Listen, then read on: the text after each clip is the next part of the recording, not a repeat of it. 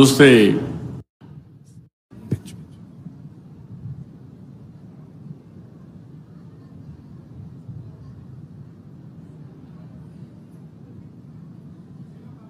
ఈనాటి కార్యక్రమ ముఖ్య అతిథి గౌరవనీయులైన ఆంధ్రప్రదేశ్ రాష్ట్ర ముఖ్యమంత్రి వర్యులు శ్రీ నారా చంద్రబాబు నాయుడు గారికి రాఖీ కట్టి చెల్లెమ్మ ఆశీస్సులు తీసుకున్నారు.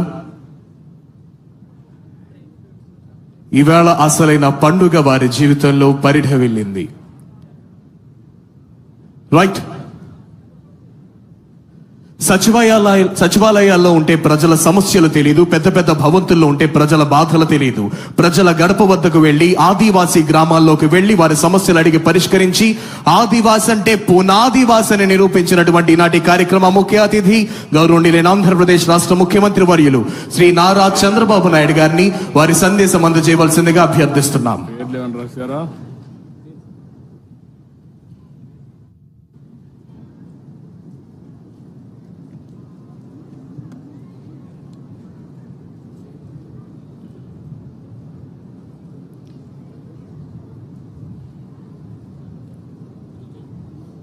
పేర్లు ఇవ్వండి.